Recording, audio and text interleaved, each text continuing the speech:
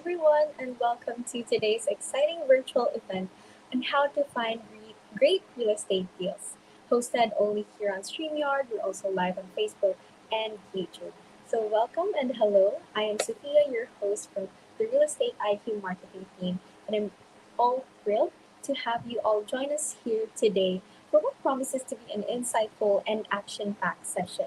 Today, before we start, I would like to introduce ourselves. We are Real Estate IQ, and we are a lead generation company that offers many solutions to your real estate needs. So whether you're looking for education, for leads, for a community to be part of, to help you get through your deals, win your first deal, then you've come to the right place. And we're so excited to have you here with us. So, again, today we will dive into the world of real estate investing with none other than our speaker for today, Steve Liang. He's one of the co founders of Real Estate IQ, and he is a powerhouse in the real estate industry. He's a speaker, a mentor, and also an innovator, and he's a leader again in the real estate scene. And he's here to share his proven strategies for uncovering high potential real estate opportunities. So, without further ado, I want to welcome to the stage Steve. Hello, Steve. Hi. Hello, how's Hello. everybody doing? Welcome, and let's get started. Okay. Well, first of all, I want to congratulate you for joining us and learn how you can take control of your investment and your financial future. So, we're probably all here because we know real estate investment it can be very lucrative if you know how to do it, right? The key words are how do we do it? And you probably personally know somebody who has invested in real estate and have made a big gain over time. They have made big profits, or they have built a substantial wealth through real estate. So the question is, how do we get into this real estate game? So we're going to learn a lot about the game and how do we make big profits. What are the ways to make these big profits? And a lot of details of how we do it. So first of all, a couple of success stories just to kind of show how lucrative real estate investment can be. Here we have a success story. I believe it's in Dallas. We're looking at $46,000 of profit. This is in Carrollton, which is, I believe, it's in Dallas County, the part of Carrollton that's in Dallas County. The other one is in Dallas, $85,000 in profit. Some people make that much in a year, right? In a yearly salary, or maybe some are, it could be an aspirational number for some folks. So in just one deal, you can potentially make this much. So the natural question is, how do I find these deals and how can I make money from these deals? So we're going to talk about all these, and we're going to dive in detail today. So my promise to you is that at the end of this webinar, you'll understand how you can find great deals. You'll understand the formula that you use to identify the deals. From a kind of experience standpoint, if you're a new investor, this is a really good place. You can get knowledge and get it started.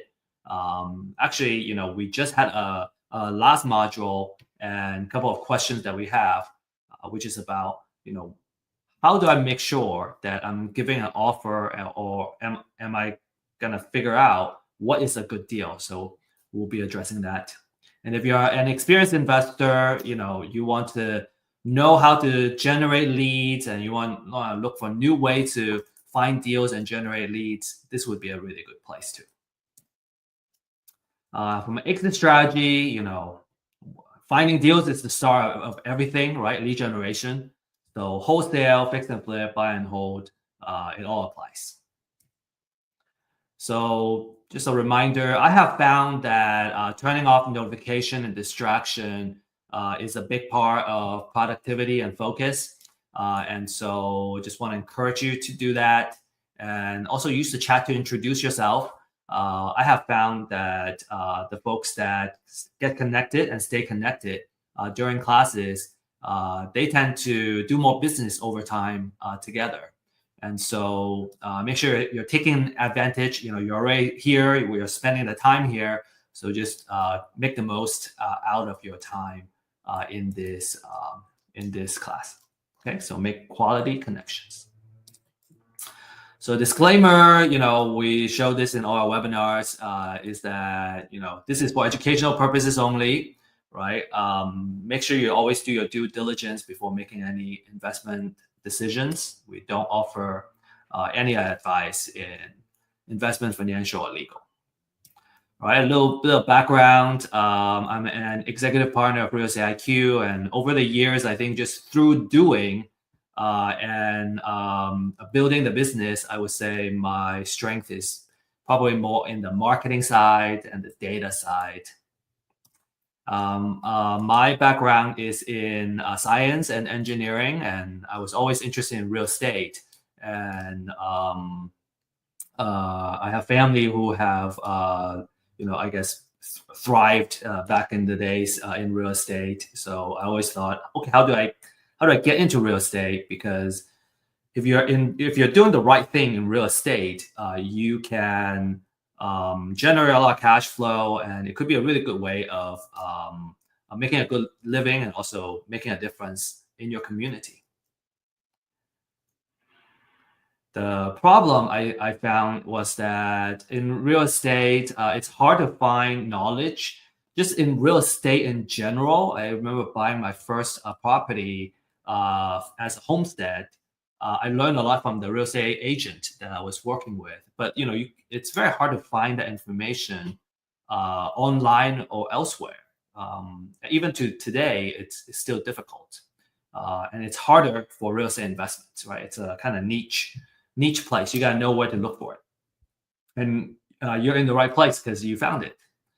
I also found that for data and technology, it's hard to do that, find that for real estate investments. It's been getting a little bit better, but I think there's still a way to go. And also, it's hard to find mentors and fellow entrepreneurs to connect with, especially during the COVID time. We were kind of segregated socially, and it was just difficult to connect with people. So that's why we established Real Estate IQ to bring the knowledge, right? Webinars, classes. We also have paid workshops that you can take advantage of, and where we do deep dive in certain topics like fix and flip or buy and hold type of strategies. Real Estate IQ, our core product, is the deal finding data, so you can use it for your lead generation purposes. And finally, we are here to establish a community, right, to really kind of offer the support, because sometimes you got the knowledge, you got the tools and the data, but there are places where we just we get stuck. Sometimes it's a very, very small thing, but if we don't know how to do it, we just don't know. And so having that mentor and coaches that we can easily connect with and ask for help, I find that tremendously valuable. I have certainly benefited from that myself. Sometimes it's just like, okay, how do I fill out this section of a contract? If you've never done it before, you just don't know. And having somebody that walk you through it is just so valuable. Very, very appreciative of all the help I have personally got. And so we also want to offer that to you. All right, so that's kind of the background of real estate investments, and what we're looking at, what we're offering. And so now let's dive into the real estate deals, right? What are great real estate deals? Okay, so we have like two main agenda today. One is the business model, and a business model basically is how do you make money, right? How can you basically build a business, and how does this business make money through real estate? And I think when we can certainly look at a real estate deal and go, oh yeah, I'm making a profit off of one deal. But my question back to you would be, is that repeatable, right? If it's a business model, it is by definition, it's repeatable. and it can consistently make money and generate sales and revenue for your business. The second one is we're gonna talk about the different sources of where we can find the deals, and I will also give you kind of a little bit of insider tips of where the deals are. All right. So in terms of business model, the three main strategies are buy and hold, which means you buy the property, you hold it as a rental, and you become a landlord basically. And the tenant is gonna be paying you rent on a monthly basis. And this business requires the most amount of capital because you need to put down the cash in order to hold the property. Now there are ways to kind of build up that equity very quickly, called the Burr method. And we may or may not touch that today. But in general, when you're buying or holding a property, you need the most capital because of the down payment that you got to put down. The second strategy is called fix and flip. You buy it, you fix it up. Now you added value to the property, what we called forced appreciation. So we buy it at this price, we fix it up, we force it to appreciate at this value, and now we can sell it to a retail buyer, and we can make a profit in that difference. And then the third strategy is a wholesale. It's called wholesaling, which means you find this property and then you can sell it to another investor. And typically the investor would either be looking for a property for buy and hold or fix and flip. So your buyer, in this case, you're buying as a wholesaler, you're buying it from the motivated seller, and then you immediately sell it to a what we call an investor buyer or professional buyer, because they are kind of constantly looking for houses where it makes sense for their buy and hold or fix and flip business model. It's very important to talk about this here, is that when you're in the buy and hold business, you are in the landlord business. So you may, let's say you want to do the property management yourself, you would kind of gear towards your business system on looking at tenants, right? Dealing with the tenants, communicating with the tenants, leasing the property, and so on and so forth. You'll be focusing a lot on that. With fix and flip, you would be kind of in the construction business, right? You're buying the property, you're gonna fix it up, right? You're gonna do a lot of things on that property itself to force the appreciation. So let's say you do quite a few of these flips at the same time, you're basically running a construction business. And then finally, in wholesale, well, you are going to be interacting with a lot of motivated sellers. And on the other side, you're going to be interacting with a lot of professional or investor buyers. Well, you're kind of in that marketing and sales business. Okay, so those are kind of the focus that you're going to be in as you kind of decide what business model it is. And some people use a hybrid business model where they focus on two or all three of these strategies in part of their business.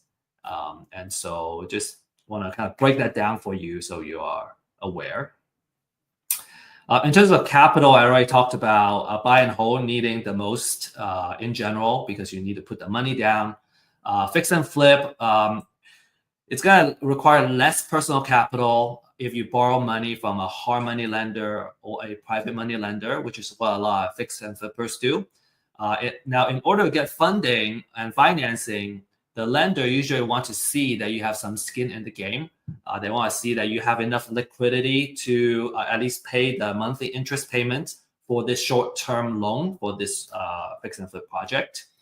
We have had a couple of lenders coming on our platform and really talk about it. I specifically ask about the liquidity type of requirements.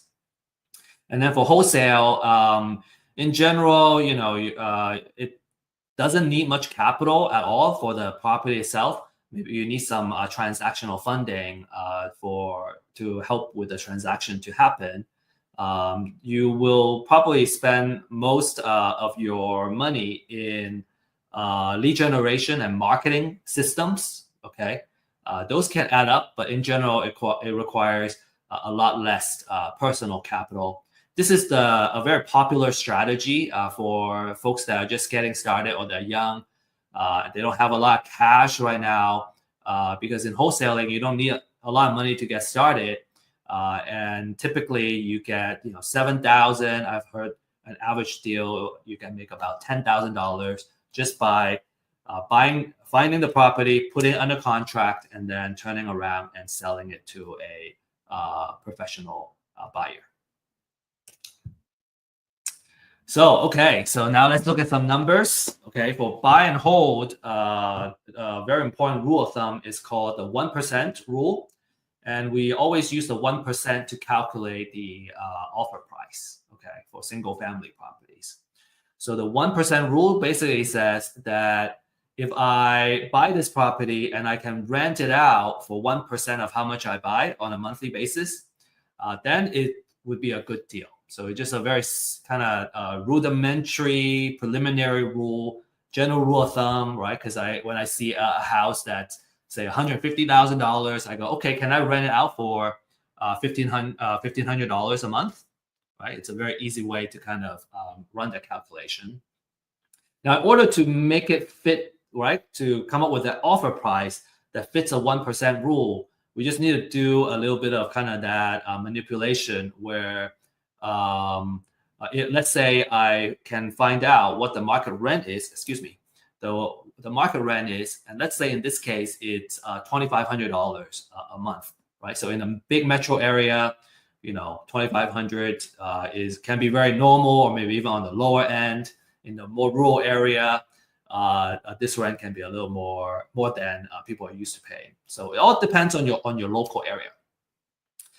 So let's say the rent is $2,500. So I multiply that by 100, right? Because I want that 1%. And so now I come up with a number which is 250,000. And now let's say I need to fix up this house, and it's gonna cost $20,000 to put paint, a new carpet, all that stuff in place. Then when we subtract that from the 250, then I would know that my distress offer is $230,000. So in other words, if I kind of go from the bottom to the top, is if I buy at 230, I add the repair cost. So now my entire kind of out of pocket or entire spend is 250,000. So then if I can rent it out for 2,500 a month, then it's a good deal, right? I can cover everything. Now, obviously, if I can buy it at less than 230,000, that's even better. But I want that 1% I want it to meet that 1%, so I'm in a good place. So the next slide, we're going to talk about that 2,500, kind of break it down a little bit to go, okay, this is why we need that 2,500 to be a decent deal. Another thing to kind of to look at here is that I put a wholesale fee here of $0. So for a wholesaler, right? Let's say I'm trying to sell it to a buy and hold investor. Well, I know the investor is gonna offer at most 230. That means if I want to make $10,000 here, then when I buy it directly from the seller, I want to mark it down by another 10,000. So I will offer 220,000 and make my 10K, and then the buy and hold investor will enter at 230 plus the rehab, and then that's how all that math will work out. All right. I think I will have some further examples in there. Okay, so this is just an example. Okay, so for that $2,500 per month, it needs to go somewhere. We are not pocketing where we cannot pocket everything, but it makes sure that we have enough monthly cash flow to make this worthwhile. So in this example, right, let's say the mortgage is $1,200. Right, there's also property taxes, there's insurance, there's HOA and maintenance and all that stuff. So when we subtract everything, then a monthly cash flow is $575 on a monthly basis. So that would be a good example, right? Because we already factor in that 1% rule. Now I have a cool monthly cash flow, just sitting there and kind of making money for me. A couple of things that you want to kind of pay a little more attention to when we go a little bit deeper is that if you hire a property manager, they're going to take some of that cash flow. And then if there's some repairs, maintenance, again, we kind of have this already accounted for here in this calculation. But when we're talking about $500, $600 on a monthly cash flow, that's a pretty good deal. So imagine you have not just one, but 10 of these, right? So if I have 10 of these houses, then I'll be making $5,750 a month, which is about $69,000 a year. If it's 20 houses, it's $138,000. So that's a really good way to kind of make money, letting your properties working for you. Not to mention that your mortgage here, there is a part that pays the interest of the mortgage that's tax deductible, and then there's a part that goes towards the principal, which builds up your equity. So there's also, in addition to kind of that cash flow, there's also kind of additional benefits in the buy and hold. And like I said, you're in the landlord business. You either be working with a property manager or you're going to be property managing yourself, dealing directly with tenants, and you'll be paying a lot of attention about getting the place leased at all times, right? The vacancy can kill your profits. So you want to make sure that you have a good occupancy. You want to make sure the place is leased and constantly producing and generating cash flow. So vacancy and tenant quality are typically the two key things that you want to watch out for, because if you don't, it can eat up your profits. Okay. And we have, I personally have had experience where vacancy takes away, it's like a property sitting vacant for like 5 months, and now, for the year you get a loss. Okay, so really kind of pay attention to it. So really stress that buy and hold is a great wealth generator. So if you can find a good deal, you can afford to hold on to it. Many things are working for you to help you build wealth. Number one is the cash flow. We just kind of talk about that. The second one is that you have appreciation, and it can hedge against inflation. You have the natural appreciation, which is the property value naturally goes up. On average, I have heard from a builder that in the United States, since the I forgot, maybe like for the past 70 years or something, don't quote me on that. The entire United States, on average, has been appreciating by 3% per year. And that's the entire United States. Some metro area where it's growing faster, maybe doubling that. So you might have seen your property, if you have been holding properties, that the value has doubled in like 10 years, right? We have that rule of 72 to come with that. If it doubles in 10 years, then you're looking at about like 6%, 7% of yearly appreciation. So that's natural appreciation. I kind of talked about the forced appreciation, which is you're actively like fixing up the property to bring it to the market value. So if you bought it at a good price, you force it to appreciate, and now it's worth more. So that's two things working for you. Natural appreciation, more passive, right? As the market goes up, you go up. Forced appreciation is more active. You fix it up and you bring up the value. You also have tax savings, right? You got depreciation, taxes can be written off.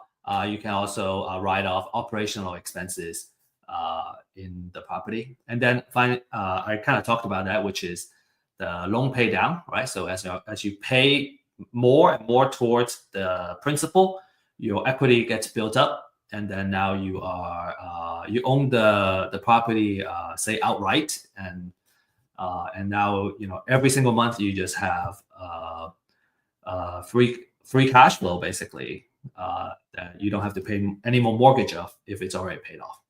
So you have like kind of four main things working for you when you do buy and hold, which is a fantastic way to build wealth slowly through real estate. A lot of people love that. All right, so next let's talk about the fix and flip. And in fix and flip, we do the 70% rule. So that's another rule of thumb, right? So we talk about a 1% rule of thumb. I kind of talk about the rule of 72, which I didn't really go into too much detail. We can deep dive into that another time. The second main rule is the 70% rule. Okay, so for the 70% rule, you use the 70% rule to calculate the offer price. So what that means is, well, I want to only put in as much as 70% into the property because I need that 30% to pay for all my other costs and still make a profit. That's basically what it is. So if I know what the after repair value, which is the market value after the house is all fixed up, if I know it's $500,000, I take 70% of that, and that would give me $350,000. And let's say in this example, the repair budget is going to cost $70,000. So we subtract all that stuff, and our distress offer would be $280,000. I talked about the 30%, so let me give you an example of what the other 30% could be. In this example, okay, so 30% of the 500,000 is 150K, but we don't pocket all of that. Okay, there's also all kinds of costs that goes into the just cost of doing business, and but we'll still be looking at a decent enough profit. Okay, so in this case, there's closing cost, there is holding, right? So every day there is insurance. There is utilities, water. There is I guess the interest cost, daily interest cost is part of the financial cost. So all of those kind of adding up will. So you as a fix and flipper, you want to manage your cost, and I think in general is by reducing your holding costs by making sure that your project doesn't run a long time, because the longer it takes, you're going to have a higher holding cost, and then your financial cost is going to be more as well if you got the funding from either private lender or hard money lender. But then you still have a very decent sized profit at the end of the day, and that's a short-term gain. It's a fantastic return for just one project. So if you just do one or two projects at this kind of a number on a yearly basis, that's already a pretty good place you want to be. Obviously, if you do one per quarter, now you might be making more than a regular salary. Okay, now remember I said for the fix and flip business, you are in the construction business, which means that a lot of your attention should be in the rehabbing of the property, and you need to make sure the rehab budget or the rehab project stays on time and on budget, right? And you're not compromising too much on quality either. You want to have good quality so you can actually sell it. And so cost overrun and project delays can eat up this profit. Lastly, we have the wholesale business. Wholesale, again, is very popular. It doesn't need a lot of capital to get started. You acquire the distressed property directly from the motivated seller, and then you can sell it to an investor. And now that said, we have clients that also are using our data because they wanted to go directly to the motivated seller instead of buying from a wholesaler. So you just want to be aware that in this case, you're kind of you're saving the wholesale cost to you don't have to pay a wholesaler, but now you're also kind of adding that marketing operations in your business to acquire deals. So you're in the marketing business. If you're a wholesaler, you'll be paying a lot of attention in marketing and acquiring the property. and also disposition, right? Because you gotta know the your client, which is your investor, the investor that's gonna buy your property. And so you're gonna kind of basically you acquire the property from the motivated seller, and then you're gonna match it with the investor that fits in their buy box. This is let's see. A lot of investors start out kind of buying deals from the wholesalers, and then over time, as they gain more experience, they go, well, maybe I can do my own marketing, and I can reduce my cost of acquisition, and they can basically you're acquiring the property directly from the motivated sellers. And it could be a really good strategy if you want to control your deal flow, because now you can manage your pipeline. You can kind of predict how many deals you can get on a regular basis. And you don't have to kind of acquire the deal from somebody else and maybe kind of compete with another investor to buy the deal. You can also kind of pick and choose the best deals to keep for yourself. And then, you can wholesale to, say, another investor. Okay, so just really quickly, kind of the math of as a wholesaler, what you would make. If you recall the example that I had before, the distress offer was 230 if I'm a buy and hold investor. But as a wholesaler, because I want to make that $10,000 fee, I would drop that distress offer a little bit more to kind of make that wholesale fee. And kind of the value that I bring to the market in this case would be finding the deal, putting it under contract, and then the buy and hold investor can still make their profit, so everybody wins. And then on the other case, for selling it to a fix and flip investor, I can mark a wholesale fee. In this case, I put $20K in here, and it's really about what the market is willing to bear. So let's say I can put, if I want to charge 10,000, okay, then I would offer at 230. Excuse me, 270.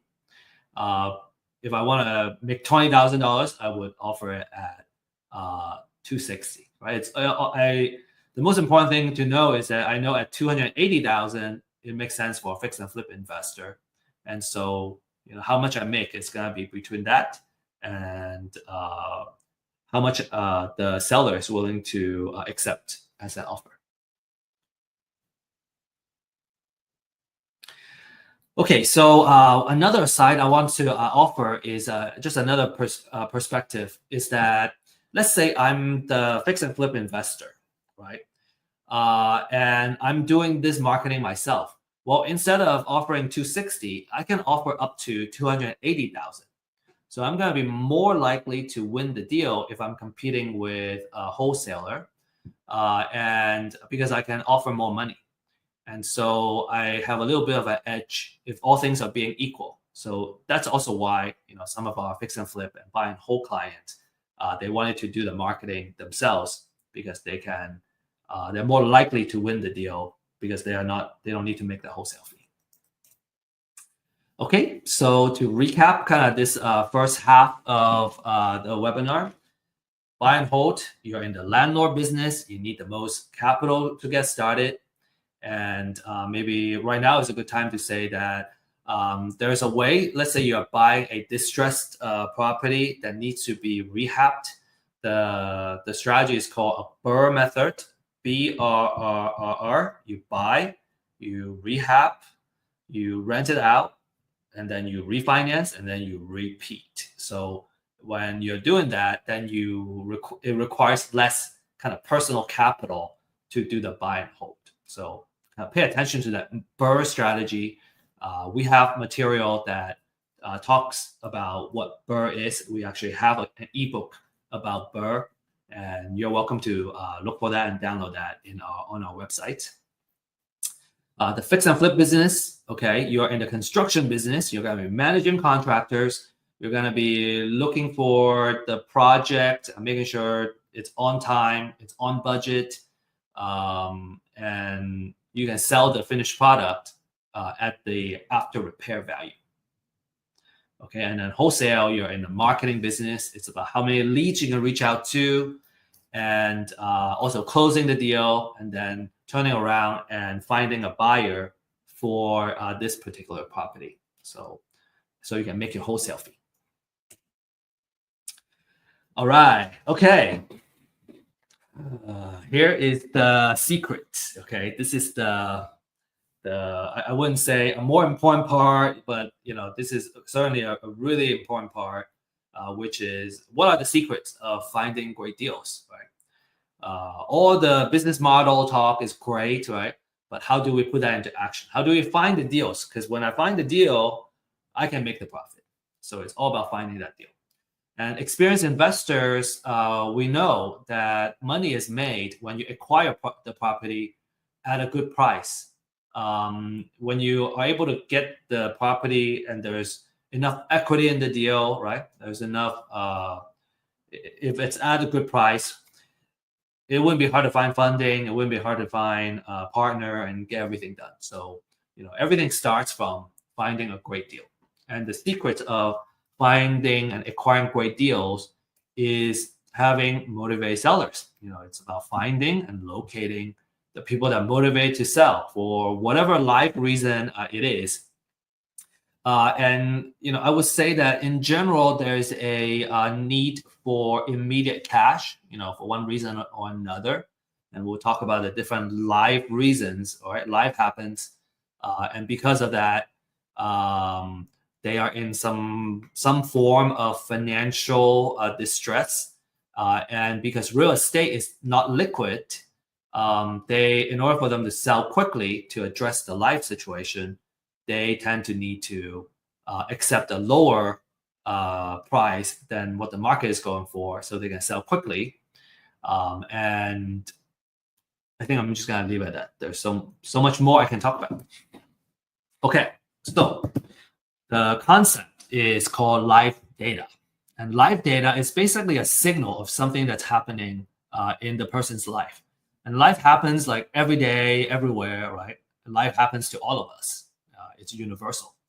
Every day, new babies are born, and some people die. So every day, some people get married, some people get divorced, and sometimes they get into financial trouble. And so if you kind of start thinking about the stage in someone's life as they grow up, have kids, get married, have kids, stay in the marriage or get divorced, they get old. There are stages in their life where they're more likely to buy something, sell something, and so on and so forth. So if we can kind of really capture that information, capture that data, capture that life-changing events is what I call it. And for those who have have been on Earth for a couple of decades, you probably have personally gone through life-changing events. Sometimes moving from one place to another can be a big life-changing event for some people. You agree that life events are so powerful that many times all we can do is kind of play catch up and deal with it, deal with life. So imagine that if you are a marketer, right? How valuable that data is, because when I know that data, I know kind of in general what they need. And so if I know this person is about to get married, I can kind of predict that maybe they're already looking to buy another house, or in a couple of years, they're going to be upsizing, and then they're going to want to buy another house and probably move from, let's say they were living in the city before, they're going to want to move to a bigger place in the suburbs. And so, just kind of in general, in theory, right, the different products and services that you can offer them is tremendous, right?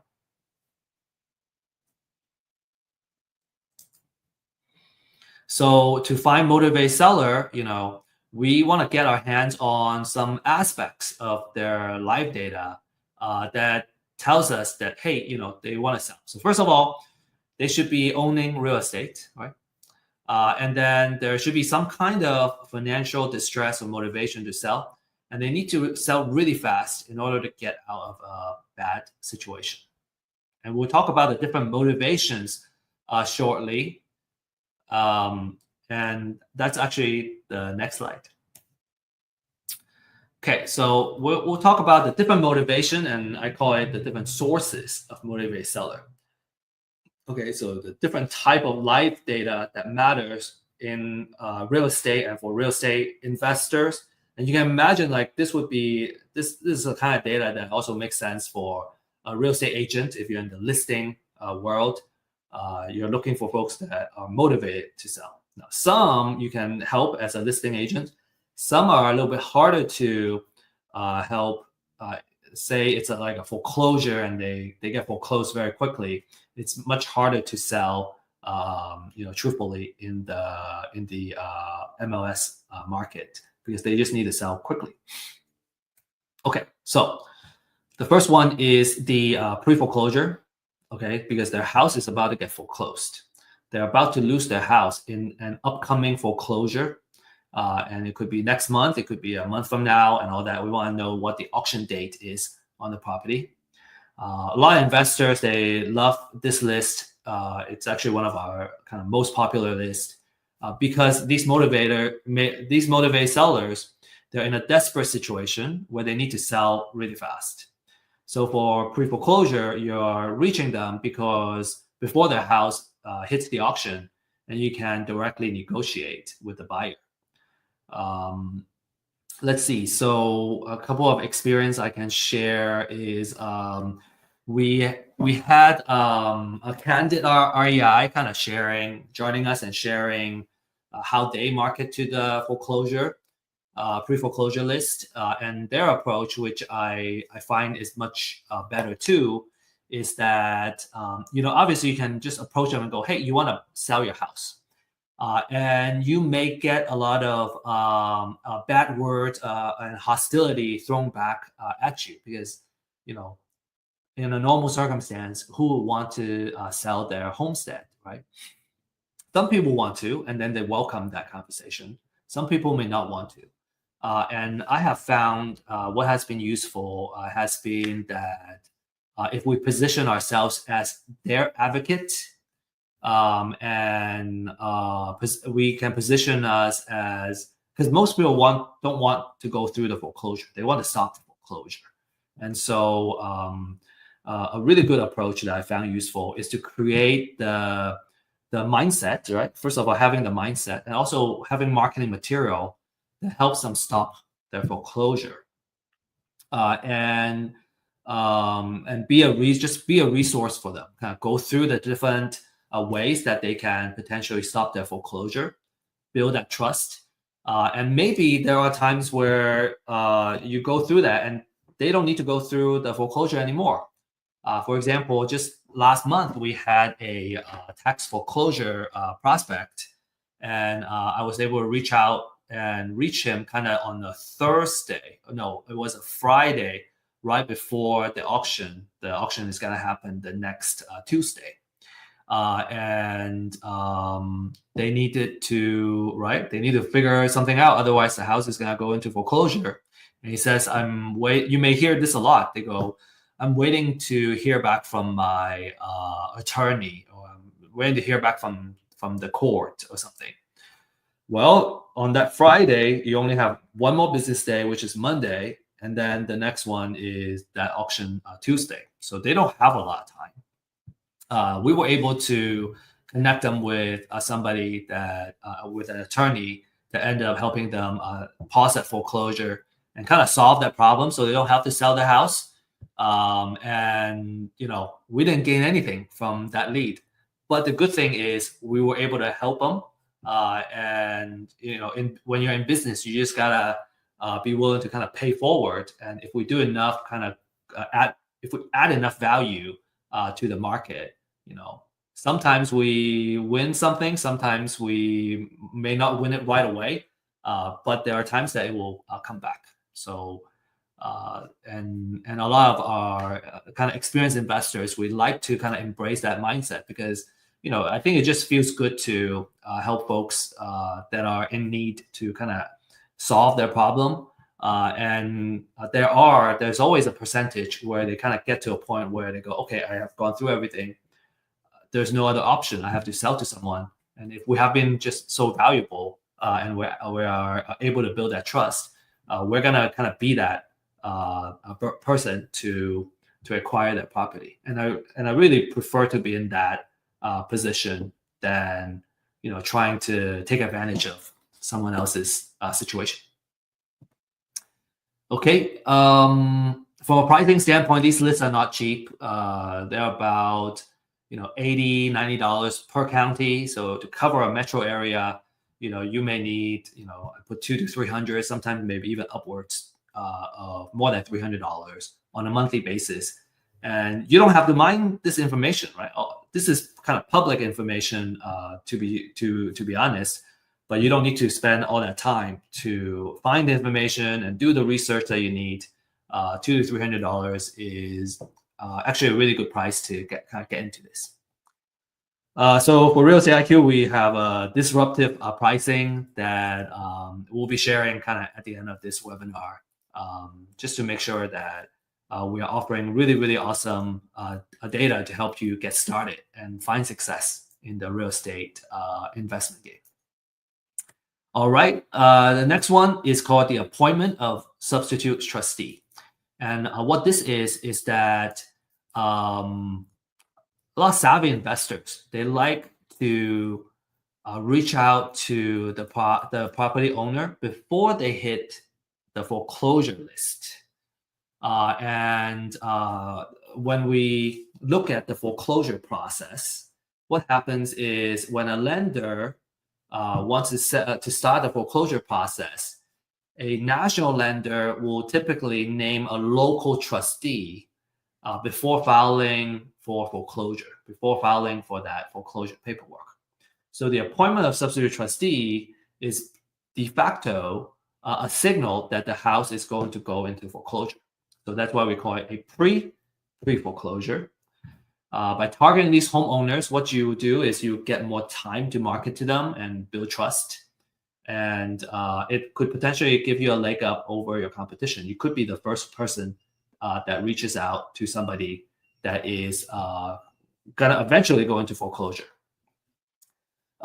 We have a very popular class. It's called The Secret of Building an Endless Deal Flow, that focuses on how to put together a marketing campaign and building a consistent pipeline for deals. And if you're interested in kind of, building, learning more about marketing and nurturing leads and all that, which is, very fitting to this type of leads, I would highly recommend that class.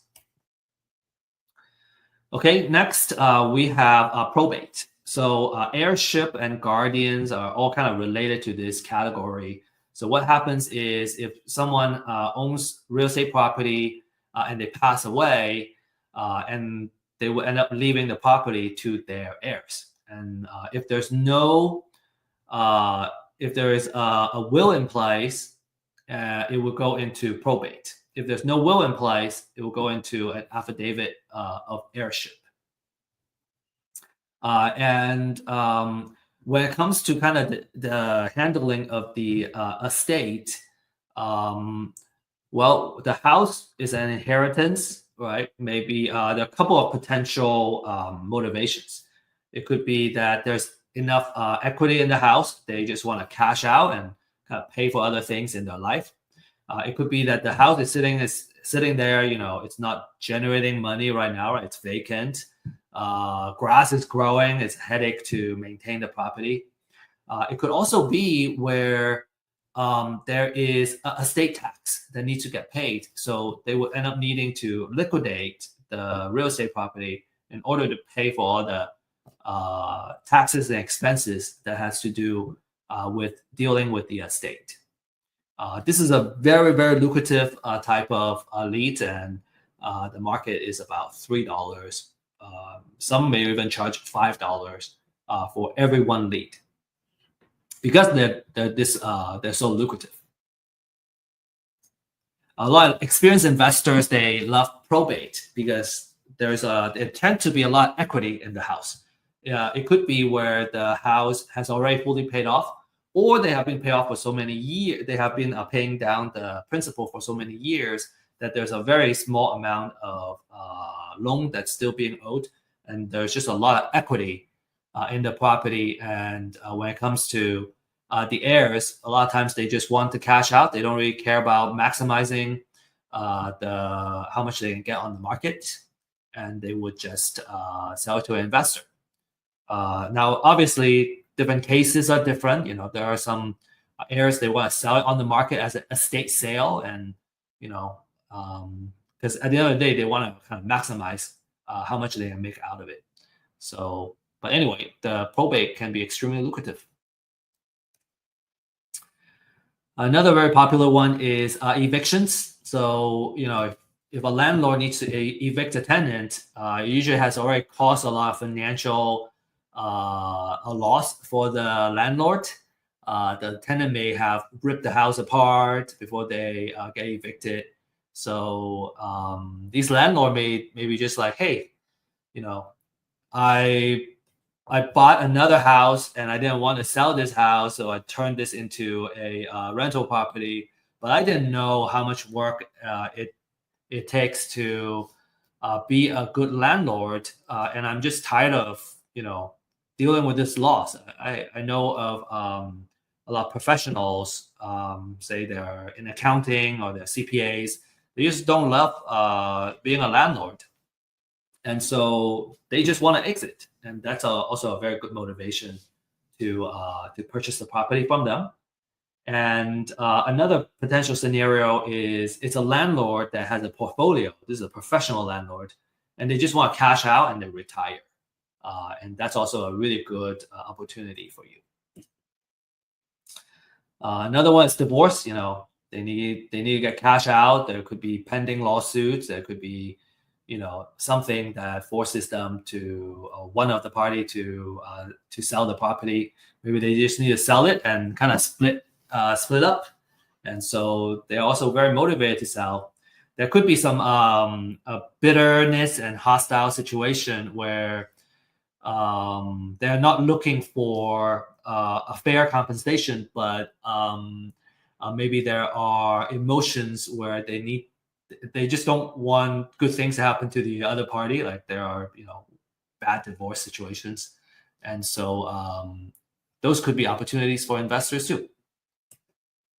All right.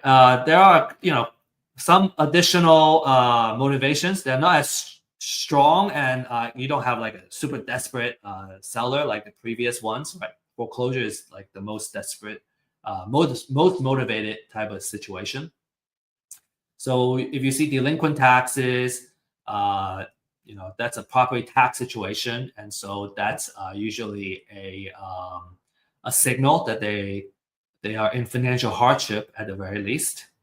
And then obviously, if you're in a tax foreclosure side, they're going to foreclosure. They owe property taxes, and now they're going to foreclosure. That's also a very motivating situation. And then you have kind of some other signals. You have a tall grass code, right? If you don't maintain your grass and your lawn and the grass grows really tall, well, the city may come and write you up, and then now you have a tall grass code violation. Maybe there's an exposed roof, bad roof, place is unsafe. Maybe nobody lives there, and so those also it's either that they cannot keep up with the property, or it's a vacant property, and so these code violations are also very good distress signals. Okay, last but not least, there are also more signals, but like these are kind of the major ones. The last categories I will share with you is the liens. So if you owe Uncle Sam money, right? If you have an IRS lien or a mechanics lien, is usually kind of placed when there's a contractor or subcontractor. They place a lien on the property itself. They didn't get paid, or there's a big hospital bill and the hospital puts the lien on the property. So all those are kind of the liens that gets put on the property, which is also a signal for a stressful situation. So this is where kind of we talk about, okay, we can if they're not super distressed, maybe we can use a nurturing campaign to build trust and see how we can help and purchase their property. And also another technique that savvy investors do is they do what's called list stacking. So they got all of these couple of lists, and then they go, okay, which property or owner is on multiple lists? Because if they have multiple situation, distress situation, then they're more likely to want to sell. They have more reasons. And so that's also a really cool technique to make your marketing more effective. Okay, so we have just a few minutes left, and I'm just gonna run down this a little bit faster now. Common question: motivate seller list. Do I buy it myself? Do I buy it, or do I do it myself? Do I mine it? If you know how to get the court papers and files, you can do it yourself, and some investors do that. I think if you want to be smart, you want to outsource it first. I might have talk about this in my other classes. You may want to outsource it first, and then because you want to learn how the sausage gets made and like learn how it works. You may want to, when the time comes and you have some time, you may want to learn how to do it just so you can appreciate what a good list looks like. But in general, the value, because it doesn't cost that much for this motivated seller lead list, we generally recommend our clients and our members to outsource this, buy the list, and focus your time and energy in marketing and outreach, right? Doing cold calls or do driving, door knocking, what we call door knocking, on these motivated seller list. Okay. I would say that for low value activities, right, you want to outsource as much as possible. Okay, so foreclosure, showing you how you can do it. You can Google your county name and then put notice of sale, and then you should be able to find that. And this is what the notice of substitute trustee look like. These are kind of the information that you need to kind of these are all kind of relevant information that you need for every notice. So this is another example. So different notice have different formats. Okay, so the most important thing is the address, the owner, and the trustee information. And then what you want to do is you want to research the property information, how much you can assess it. And then you would need to go to the deed of trust and find the loan information. So it does take quite a bit of time to find that information for every single property. And these are the key information you want, the address, bedroom, bathroom, all that stuff. And on the right side, you have the financial information, the equity percentage, how much loan, what kind of loan it is. All those are like kind of the data that you want before you start working on the information. I'm gonna skip due to our time. Takes about 15 to 20 minutes of research per record, and so we're talking about thousands of records. All right, so it's much easier to focus on our outreach effort. Is kind of our point. So the quality of the list is very important. You want to pay attention to the update frequency, how fresh it is, the extent of research, because you need that information to make further decisions. And then, if you're going to outsource it, the training of the staff and researchers are also very important. So again, the key elements of the quality leads list is very important. So I guess kind of the conclusion here is, yes, you can do it yourself, but there are things that are just not worth it. So especially when they're readily available, it's much easier to outsource that and focus your energy in the marketing and the outreach. Because at the end of the day, we don't really want the data or the lead. We want the deal. because that's what brings us the money and the cash flow. Okay, so we talked about, to recap, we talked about how you can make money, different business models. We talked about how you can find great deals, and then we also talked about where you can get off-market leads. Okay, so a couple of success stories. I already showed these. Success story number 1, number 2, and number 3. Tens of thousands of dollars. These are outsized profits. I just want to maybe make a small disclaimer that not every deal looks like this. These are like really good looking deals.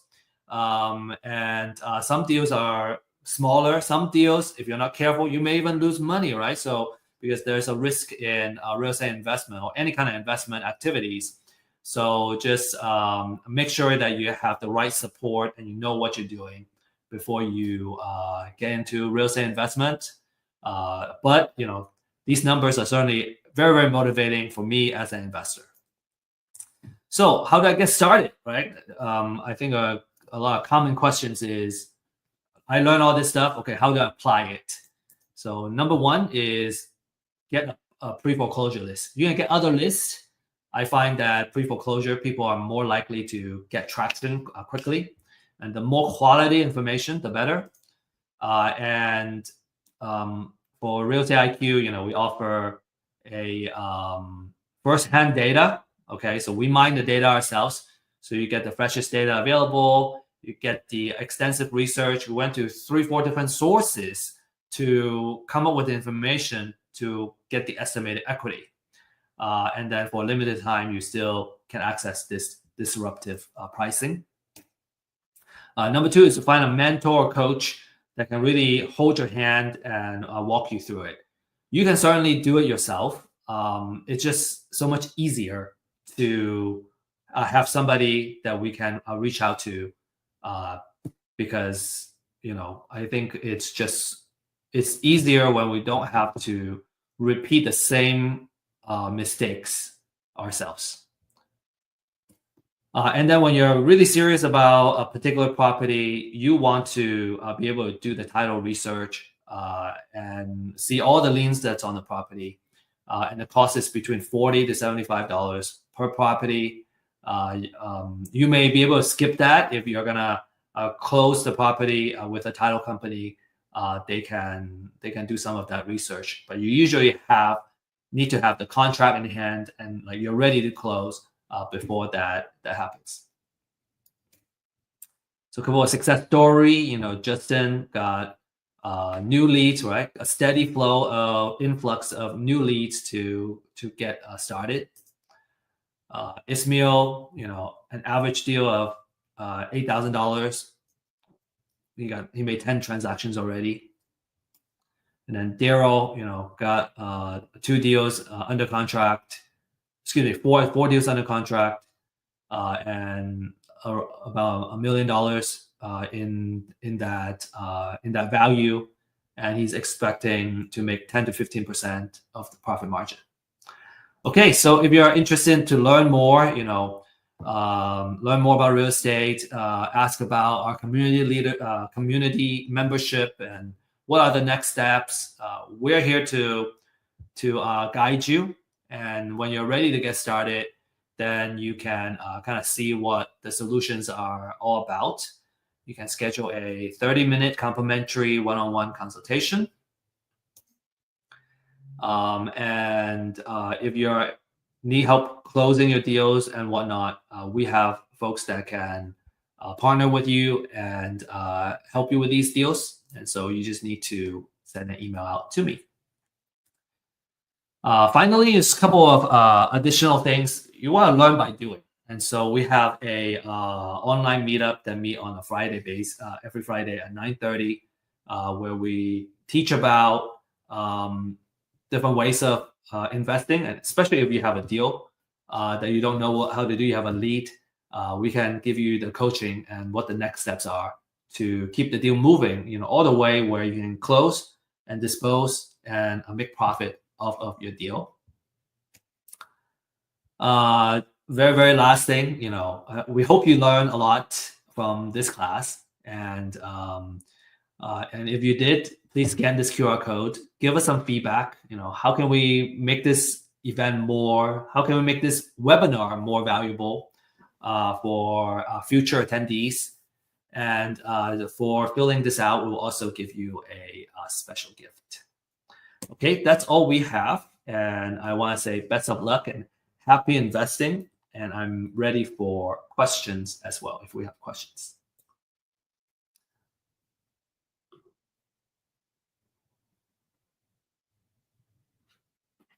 All right. We have a couple of questions here. Okay. Some recommendation ask. Tracy is asking, can you repeat again what we can do as an investor? I have low capital, just starting. I would say wholesaling, it would be a good way to get started. It doesn't require a lot of capital. You do need a small amount of marketing budget on a monthly basis, and you want to budget, I would recommend 6 months, okay, 3 to 6 months. So let's say you have $500 every month to kind of invest into this, right, to build your marketing, and you also need your time, right? I would try to say try to be consistent on a daily basis, because having a habit is very important when it comes to getting something done, getting something happen, and having consistent operations. And so kind of have that in place. So for 6 months, you're just obsessed and focused on creating value and getting your deal. So that would be my recommendation. Really good questions. Okay. Maya, can you explain the fix and flip idea a little more? Do we sell at 70% more or 30% more? Okay. Let's see. So this is our formula. 70%. So basically, when you come all in, you would end up making or putting in $350,000. So the house is gonna have $350,000. You're gonna sell it at 500,000. So you're gonna be selling it. You're gonna be making 30% of the after repair value. Okay, that 30% is how much your kind of gross profit is. And I say gross profit loosely because it's not exactly what it is, but you make that 30%, and that 30% goes into paying your other costs, and then you get your gross profit. What marketing do you use to do on your deals?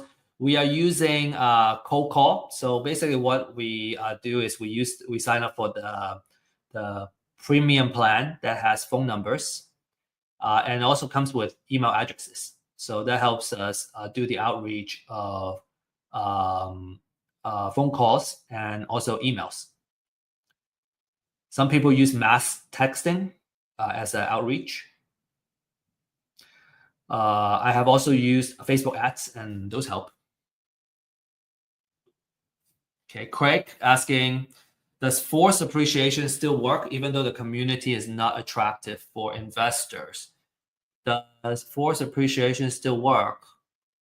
If the community is not attractive to investors, I think that's pretty broad comments, Craig. I would say if it's not attractive if the community is not attractive, is it one investor?